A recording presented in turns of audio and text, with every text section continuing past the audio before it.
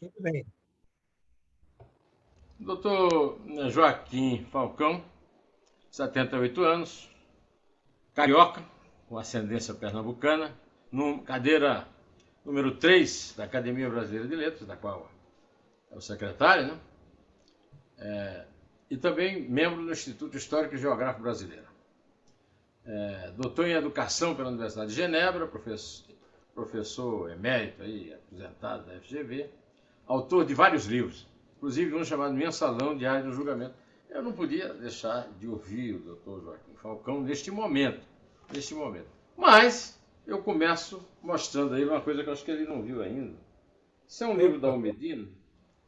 opa, parabéns. É, tem uma entrevista aqui com o Joaquim Falcão, primeiro volume, a quarta entrevista. O Joaquim Falcão, em 28 de abril de 2018, ou seja, 4 anos e alguns dias, era bastante otimista em relação à Operação Lava Jato. Aí veio a eleição e o Bolsonaro extinguiu. Ele, como milhões de brasileiros, inclusive este que vos fala, foi surpreendido e abalado com esses acontecimentos, não é isso, professor Joaquim Falcão? Bastante, bastante. O- Embora não seja pessimista a longo prazo, né? Eu acho que o tema da corrupção é um tema que veio para ficar.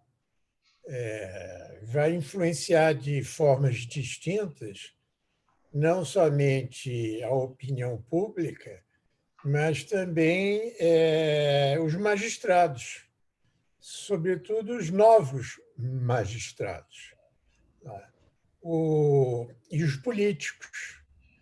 Talvez não seja o desfecho que gostaríamos, mas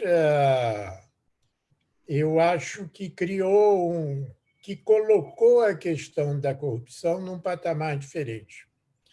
E que, aliás, que não é aqui só, não é no mundo inteiro. Essa passou a ser uma questão e que não diz respeito apenas ao governo, né? Diz respeito a todas as instâncias da vida social, até a pequena corrupção, né? O Eu guarda acho da que esquina. o guarda da esquina, né? E que você tem juízes, né? Eu sempre defendi que evidentemente que uma sentença não faz verão, como uma andorinha não faz verão. Mas se você fizer qualquer análise hoje, estatística mesmo, a corrupção é um dos temas que mais preocupa não somente o eleitor, mas, sobretudo, os investimentos que o Brasil precisa. Né? Existe um controle da corrupção que não é somente do Estado, é um controle que a corrupção ataca um fundamento decisivo do capitalismo, que é a concorrência leal. Então, a concorrência leal é um dos possíveis caminhos para um desenvolvimento. E quando ela não existe, então nós temos problema. Doutor Joaquim,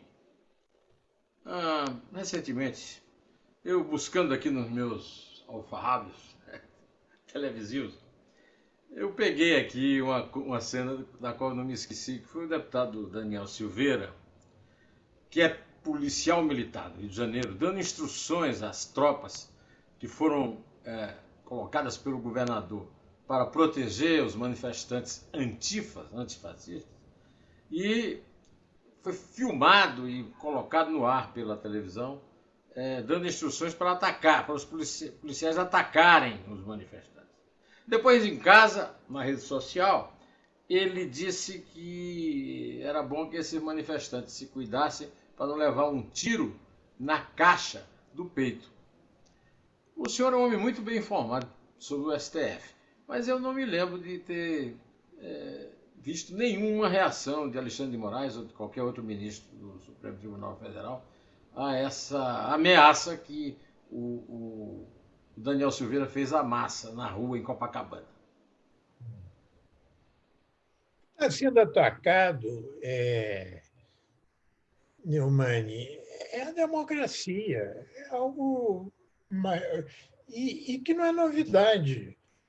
Sobre esse episódio do Daniel, eu vejo de uma forma preocupante, porque a competição eleitoral não é apenas uma competição sobre voto, sobre partidos, nem só sobre projetos de Brasil. A maior competição neste momento, vamos dizer assim, de pré-campanha ilegal, porque a campanha tem limites constitucionais que não estão sendo respeitados e que são difíceis de ser respeitados nesse momento de comunicação extensiva e difusa. Não é? A competição, nesse momento, é quem pauta o debate público, quem pauta a mídia. É como se uma pessoa chegasse na reunião e dissesse: vamos discutir isso. E os colegas da reunião dizem: não queremos. Ele disse: não me incomoda, eu quero discutir isso. Mas nós somos opostos a isso. Ele disse: não me incomoda, quero discutir isso. Isso é que o Bolsonaro está fazendo e está ganhando. Está ganhando de Lula, está ganhando de Ciro, que é o seguinte: a capacidade de pautar para o bem ou para o mal o debate público, sobretudo o debate na mídia. Tanto que nós estamos conversando sobre isso. Não que a gente queira, mas porque nos foi imposto por um sistema de entrelaçado de comunicação, direito, política e eleição. Como o problema que eu vejo principal é como evitar, ou como neutralizar, ou como concorrer com Bolsonaro no sentido de pautar o debate público. Porque o recall não vai ser sobre o que foi dito, mas a presença do Bolsonaro em todas essas situações. Então, esse é que eu acho a competição que, nesse momento, é a mais difícil. E, se você me permite, Neumani, me corta aí, porque eu, de vez em quando, começo a falar e não paro, você sabe. Não é? Você E vai veja. falar aqui é o professor Joaquim Falcão. Eu só pergunto e provoco. Certo. Mas você é bom de provocar. Você veja. O que aconteceu com o Moro? Não é? O Moro fake news sozinho não constrói uma história. Né? Fake news precisa de uma narrativa fake. E as pessoas não estão percebendo que o importante não é a fake news, mas é o conjunto e articulação das diversas fake news, e que constrói uma narrativa. Então, a competição eleitoral midiática é uma competição por narrativas. Então, a narrativa de que Moro foi imparcial é uma narrativa composta de vários fake news, alguns verdadeiros, mas o conjunto é que é a força política. Não é? Então, nesse momento, eu tenho muita preocupação sobre Dá essa uma questão. passada de dedo aqui no teu lábio, que tem alguma coisa aqui, um pedaço de alguma coisa. Isso. A Viviane vai ficar brava comigo se eu deixasse isso passar. Não, tá, tirou. Então, Desculpe, continua. a preocupação que eu tenho é de que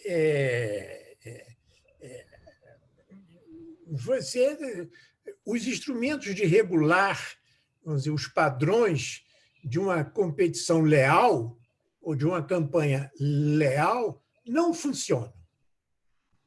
Não funciona. Como é que vai se enfrentar isso? Professor Joaquim Falcão, me diga uma coisa. Por que então o Daniel Silveira terminou sendo um protagonista importante da história depois que atacou o Supremo como uma instituição e particularmente o relator do inquérito? E a quem isso prejudica? Qual é? De repente o Daniel Silveira se tornou protagonista numa história em que ele era um figurante de quinta categoria. Mas é exatamente isso, o Neumann. Primeiro que isso não é novidade, essa estratégia, né? De um controle sutil, oculto da mídia, da pauta da mídia, né? Porque esse que é o problema. E não é novidade. Logo nos primeiros meses, Bolsonaro disse: a Constituição sou eu. Bom, isso estava explícito lá. Ele também fez manifestações na frente dos ministérios e de prédios das Forças Armadas. Nós não estamos vendo nada de novo. É crônica de uma estratégia anunciada. Você veja, Lula não consegue ter o mesmo impacto do que o Bolsonaro está tendo na mídia, por mais que ele se esforce. Quer dizer, tem uma disputa nova, que é uma disputa de comunicação, e que não é uma disputa pela racionalidade do voto. Não sei se você viu essa semana uma observação muito interessante do Lavareda, do Antônio Lavareda. Né? Antônio Lavareda. Até então se procurava a racionalidade do voto. Por que eu vou votar em A, B ou C? Porque esse me deu emprego, porque esse é da minha cidade.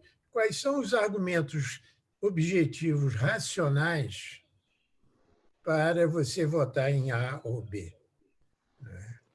Esse vai construir a ponte que eu quero, etc. O Lavareda, ele escreveu um muito bom livro sobre as emoções como fator importante nas eleições.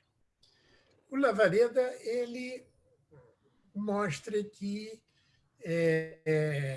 na eleição do Bolsonaro, o sentimento geral do eleitorado era um sentimento de indignação e que ele foi capaz de captar o sentimento de indignação.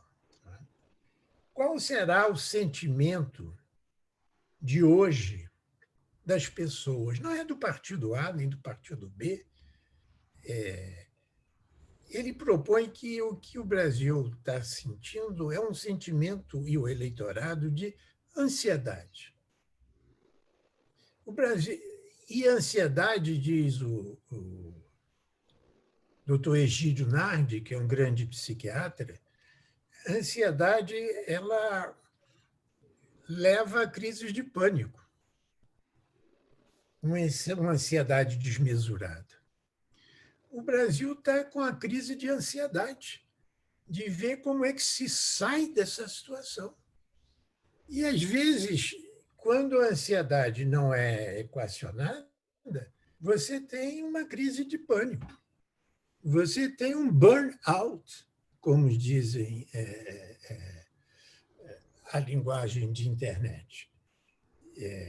Então, nós estamos, nesse momento, o fato de escolhermos o passado e não o futuro é uma tentativa de acalmar a nossa psique, porque nós estamos escolhendo entre dois presidentes do passado.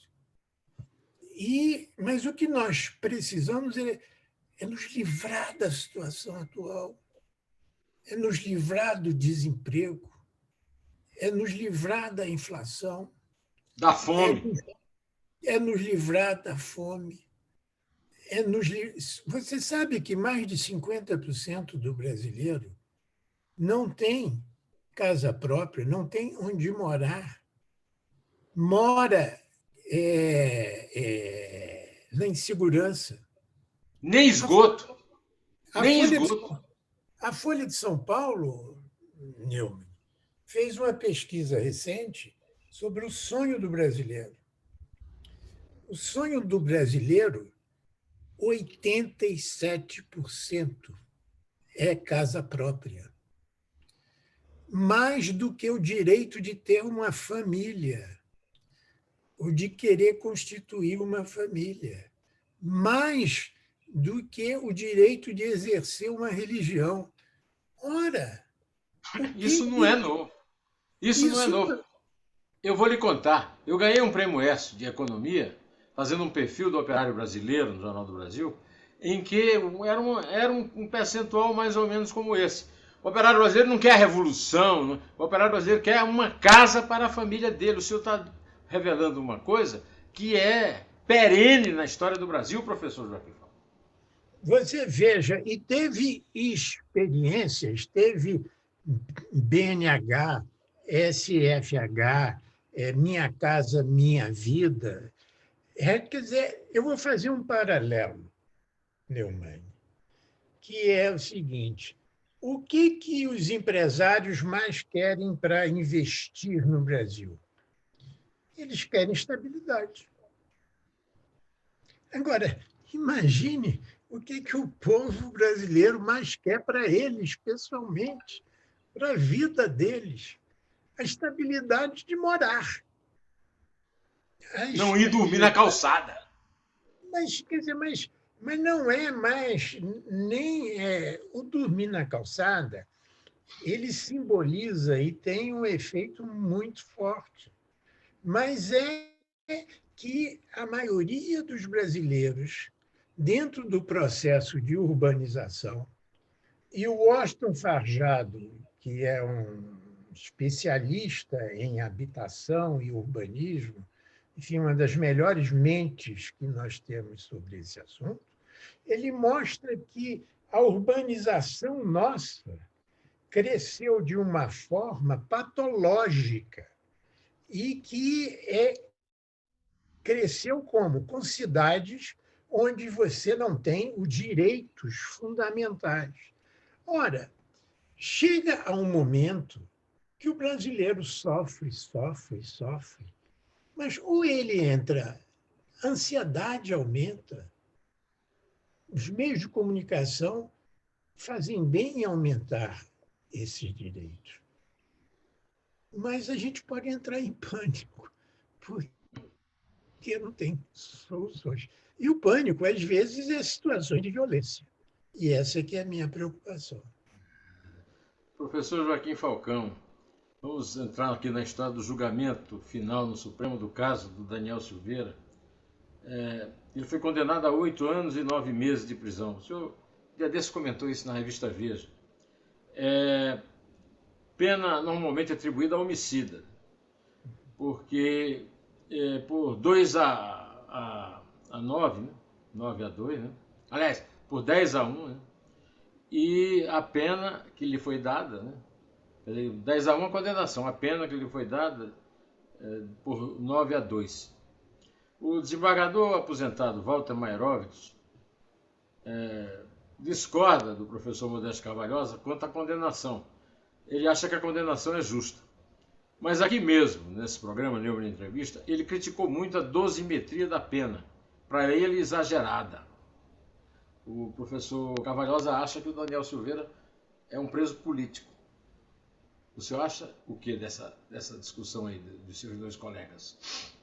Olha, sobre o julgamento, uma primeira observação sobre o Alexandre Moraes.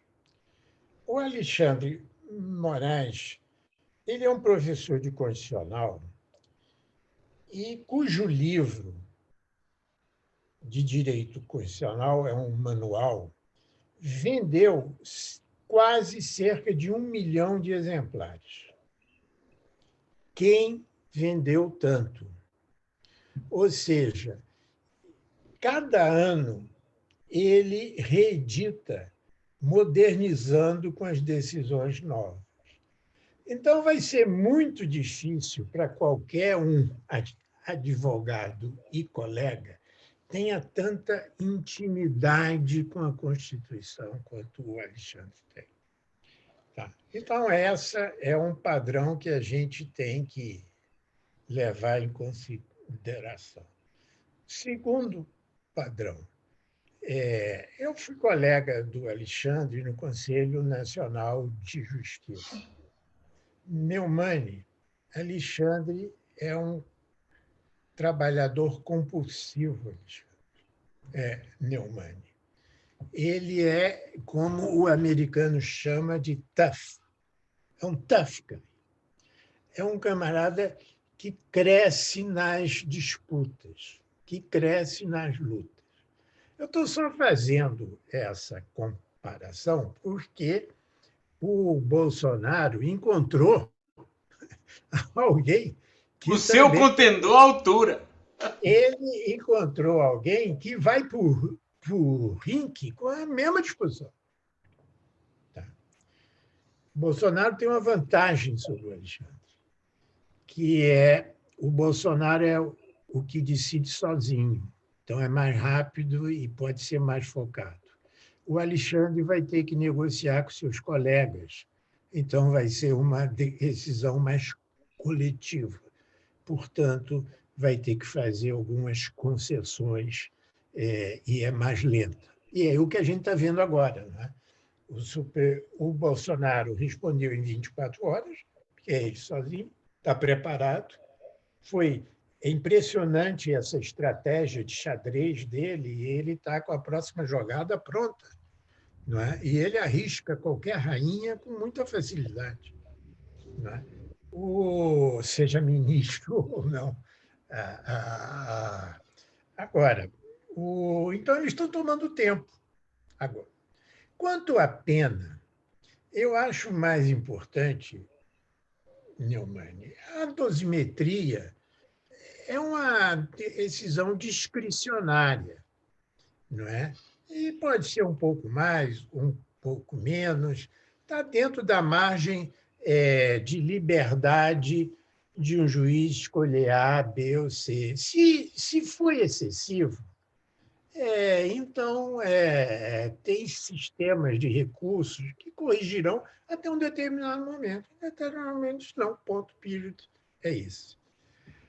Mas eu quero chamar a atenção sobre a pena, sobre outro aspecto, que é o seguinte: cassação ou ineligibilidade. O que é mais importante para a democracia e para as instituições brasileiras? Porque, em princípio, existe a possibilidade de cassação dele ou a ineligibilidade. Qual a diferença entre um e outro? É que a cassação, primeiro, a Câmara é que tem que decidir, né?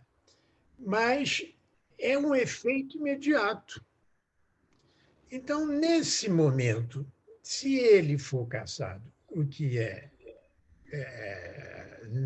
talvez não seja provável, ele perderá diversas vantagens que ele tem. A imunidade, o foro privilegiado, a amplitude do direito de expressão, na medida que esse direito de expressão seja vinculado ao exercício profissional congressual. Então, a cassação tem um efeito político imediato e colocaria o Silveira na chuva. Bom, o que acontecerá? A ou a inelegibilidade. A inelegibilidade deixa ele com todos esses privilégios, ainda até a próxima eleição. Tá certo? Então, nós Professor, temos. temos aí o exemplo do Collor. Ficou inelegível 8 anos e voltou, está aí, em plena atividade política. Eu sei, mas para a crise atual, talvez fosse melhor um Silveira mais contido, não é? Porque ele está claramente desafiando o Supremo em nome do presidente. Né? Então, eu vejo que se. E aí é o Arthur Lira. Né? A cassação é muito mais violenta do que a inelegibilidade para o efeito das eleições atuais. O professor Joaquim Falcão, essa graça herdada do direito imperial, ela é, na sua opinião, algo legítimo, democrático, além de constitucional? É uma coisa que vai permanecer passando do Império para a República Democrática? Não. Esse direito que o Bolsonaro usou no dia de Tiradentes? Olha, o que a gente está vendo, de uma forma mais ampla, aí você e os companheiros que estão nos vendo, me desculpem se é meio professoral, mas a única coisa que eu sei fazer, além de tapioca, dar algumas ideias. Né? Você veja, o que a gente está vendo é um desvio de finalidade de instituições e processos que deveriam estar conectados com o fim, mas o meio passou a ser o fim. O que eu quero dizer é que a graça, indulto, foram concebidos, talvez, como meios para ter um equilíbrio de poder e que esse equilíbrio fosse a favor da democracia. O que a gente está vendo é que estão desviando o meio e usam o meio como fim e contra a democracia. Então, não é somente sobre a graça, é sobre o indulto, é sobre leis, decretos, sentenças, que, dentro da discricionariedade daquele que tem a competência, eles desviam. E desviando, você faz contra a democracia. Vou lhe dar um exemplo que também, dentro desse tema, né, nós estamos trabalhando um tema aqui, que é o tema eleições, direito e comunicação. Esses são os 3 temas que a gente está trabalhando aqui. Né? Você veja o seguinte: o que é uma petição, ou um agravo, ou um embargo hoje? O que é? É um recurso? Algo técnico? Não. É a notícia. É a notícia. Você entra com a petição para ter notícia. E dá-se a notícia e depois você não sabe o que aconteceu com o processo. Você entra com o recurso para ter a notícia de que entrou. E depois você não sabe o que aconteceu com isso. Assim com os agravos, embargos, etc. Uma vez eu escrevi um texto, não sei se você se lembra, na Folha de São Paulo, que eu dizia que a pena é o processo. Ou seja, você abre um processo contra qualquer pessoa, isso já é uma pena. porque você vai ter que gastar tempo, recursos, sofrimentos múltiplos, principalmente nessa área de política criminal. Hoje em dia, Neumann, eu diria o seguinte: a petição é a notícia. E daí esse não acabar nunca de incidentes processuais, ou seja, o desvio de finalidade do devido processo legal, o desvio de finalidade do que eu chamo de processualismo radical. Professor Joaquim Falcão, estou recebendo um aviso aqui do Zoom que o nosso tempo está acabando. Gostaria de ficar o resto da tarde aqui, mas não entendi, isso nunca me aconteceu antes. É que talvez eu tenha mandado a senha um pouco cedo demais para o senhor. Eu tenho muita Não, é coisa a porque falar eu com o senhor. falei demais. É Não, porque não, eu não. falei demais. Eu estava querendo aqui fazer aqui um pagamento que eles estão aqui me cobrando, mas eu não estou conseguindo. Isso vai interromper a nossa conversa, porque eu vou terminar não fazendo o pagamento e não continuando a conversa. Eles estão me dando mais 5 minutos. Então eu vou fazer uma coisa inusitada. Eu vou lhe perguntar o que é que o senhor gostaria de falar sobre essa situação agora, que o senhor não falou ainda na entrevista. O que eu resistir, não desistir do Brasil. Aí eu estou me lembrando a frase famosa de Eduardo Campos no Jornal Nacional, quando o Bonner fez essa mesma pergunta a ele. E ele disse: é preciso não desistir do Brasil. E eu digo: é preciso não desistir nem do Brasil, nem da democracia. Obrigado, Neumann. E o senhor acredita que nós seremos capazes de resistir a tudo isso? A essa guerra de narrativas? Tudo? Vamos, eu sou otimista conosco, um otimismo esperançoso, como diria o Ariano Suassuna, nosso querido amigo. Amigo, queridíssimo amigo, desculpe essa interrupção brusca, né? Sei lá, nós estamos aqui, eu acho que no 35º, 40º minuto, eu queria ir bem mais à frente. De qualquer maneira, fui interrompido brusca e mal educadamente, estou Fica com brusca. crédito, fica com crédito. Um grande abraço. Abraço aí em todos Isabel, um vocês. abraço para a Viviane E e no Arthur super. também. E agora tem a gata Frida, viu? Que às vezes ele chama de gato Fido. Professor Joaquim, de qualquer maneira, eu Abraço. acho que a sua contribuição já foi enorme aqui, porque sempre a sua inteligência esclarece no tempo que for necessário tudo dessa nossa história recente, tão complicada do Brasil. Muito obrigado e, mais Abraço uma vez, grande. um grande abraço. Tchau.